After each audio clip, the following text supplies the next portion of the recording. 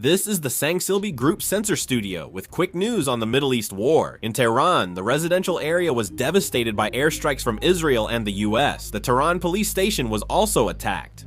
The person who provided this video said that the police station was completely destroyed in an explosion. This is footage of the Israeli military attacking Basij members in western Iran. The Israeli military has released footage of attacking an Iranian naval vessel in the Caspian Sea.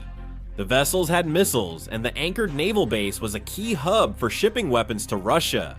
The United States has suggested the possibility of lifting sanctions on Iranian oil to ease pressure on the unstable energy market caused by the war involving the US and Israel.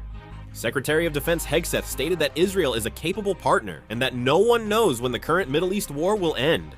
He said Iran threatens free civilization and more funding is needed to defeat the villains. He added President Trump will decide the war's goal and timing. The CIA director said Israel didn't drag the US into the Middle East war.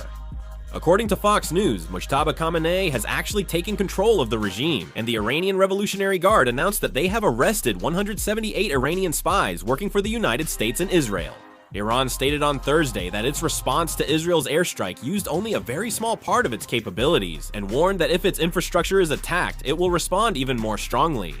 Qatar reported that 17% of its LNG storage was damaged by the Iranian attack and could take up to 5 years to restore. It may also declare force majeure on long-term LNG contracts with countries such as South Korea. The German chancellor said Berlin will not intervene in the Middle East while the war between the United States, Israel, and Iran continues. Russia has urged for a safety zone around Iran's Bushehr nuclear facility after a bomb landed nearby earlier this week.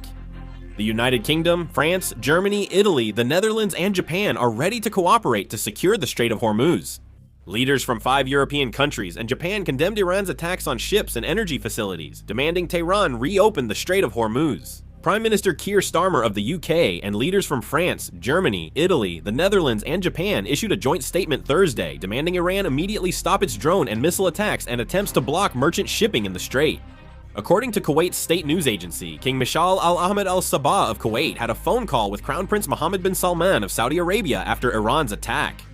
The two leaders stressed they would use all capabilities and resources to keep the region secure and stable. Antonio Guterres, Secretary General of the United Nations, urged the United States and Israel to end the war with Iran, while also calling on Tehran to stop attacks on neighboring countries. If there are further updates, I'll upload a video. Thanks for watching.